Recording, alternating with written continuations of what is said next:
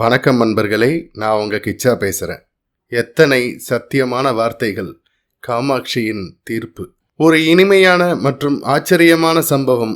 அந்த சம்பவம் பத்தினது தான் இந்த பதிவு. இந்த பதிவு உங்களுக்கு பிடிச்சிருந்தா லைக் பண்ணுங்க, ஷேர் பண்ணுங்க, கமெண்ட் பண்ணுங்க. மறக்காம பெல் ஐகான் கிளிக் பண்ணுங்க, சப்ஸ்கிரைப் பண்ணுங்க. தஞ்சாவூர் மாவட்டம் 18 கிராம வாத்திமர் குடும்பம் செல்வ செழிப்பு, ஈஸ்வர ஆராதனை, மகா பெரியவாளிடம் பக்தியெல்லாம் சேர்ந்திருந்தது. ஜாதகம் பார்த்து பெண் பார்த்து விமர்சையாக விவாகம் நடந்தது. மகிழ்ச்சிகரமான இல்வாழ்க்கை. எந்த கிரகம் எங்கே இடம் பெயர்ந்ததோ, சாதாரணமாக தோன்றிய ஒரு அல்ப விவாதம் கணவன் மனைவிக்குள் கசப்பை உண்டாக்கி விவாகரத்து வரை வந்துவிட்டது. விசாரணைகள், ஆலோசனைகள், மறு ஆய்வுகள், எதுவுமே ஒத்து வரவில்லை. நாளைக்கு தீர்ப்பு, நிரந்தரமாக பிரிவதற்கு.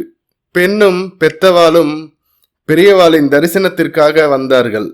காமாட்சியை முதல்ல தரிசனம் பண்ணிட்டு வா அப்படின்னு மகாபிரியவா சொல்றார். பெண்ணை மட்டும் அனுப்பினார். கோவிலில் எக்கச்சக்க கூட்டம். அத்துடன் பக்திபூர்வமாக தரிசனம் செய்யும் மனநிலையில் அந்த பெண்ணும் இல்லை.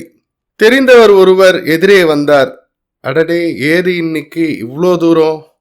மகாபிரியவா சொல்லிட்டா, அதனால வந்தேன். அம்பாள் பெயருக்கு அர்ச்சனை செய்வதற்காக அர்ச்சனை தட்டை ஸ்தானிகரிடம் கொடுத்தாள்.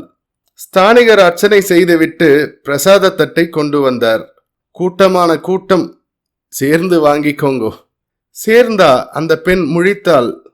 நான் தனியாத்தானே வந்தேன். அதனால என்ன, 2 பேருமா சேர்ந்து வாங்கிக்கோங்கோ.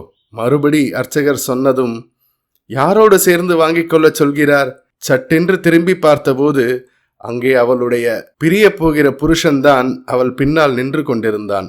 சேர்ந்து வாங்கிக்கோங்கோ என்று மறுபடியும் சொன்னார் அர்ச்சகர்.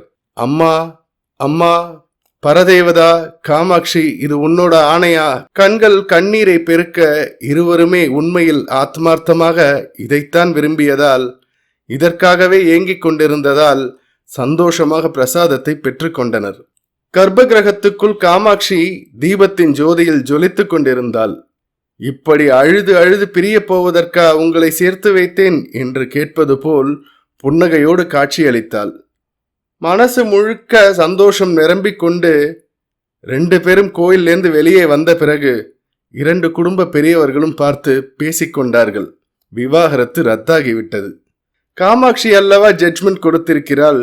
ஸ்ரீமடத்திற்கு வந்து மகா பெரியவாளின் திருவடிகளில் விழுந்து எழுந்தார்கள். என்ன, ஜட்ஜ்மெண்ட் வந்துருத்து போல இருக்கே. எவ்வளவு புஷ்டியான சொற்கள்!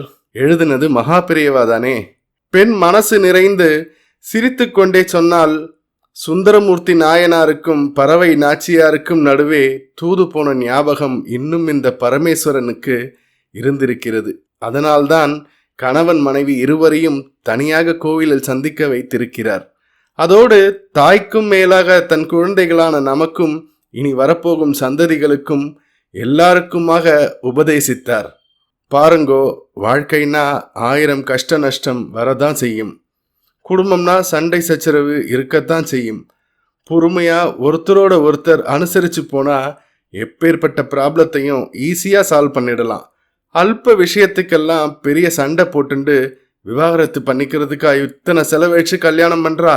அல்ப மனஸ்தாபத்துக்காக நீயா நானான்னு ஈகோ கிளாஷ்னால வேத மந்திரங்களோட அக்னிய சாட்சியா வச்சுண்டு 4 நட்சத்திரம் பார்த்து பண்ற கல்யாணத்தை யாரோ வக்கீல்கள் அவளுக்குள்ள பேசிண்டு ஆர்கியூ பண்ணிண்டு அதுக்கு ஒருத்தர் ஜட்ஜ்மெண்ட் கொடுத்து பிரிச்சு வைக்கிறதுன்னா அப்புறம் நம்ம வேத மந்திரங்களுக்கு என்ன மதிப்பு?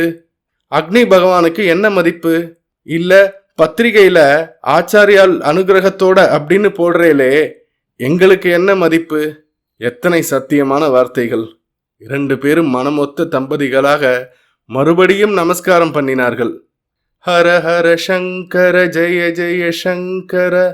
இந்த பதிவு உங்களுக்கு பிடிச்சிருந்தா லைக் பண்ணுங்க, ஷேர் பண்ணுங்க, கமெண்ட் பண்ணுங்க. மறக்காம பெல் ஐகான் கிளிக் பண்ணுங்க, சப்ஸ்கிரைப் பண்ணுங்க. நன்றி நண்பர்களே.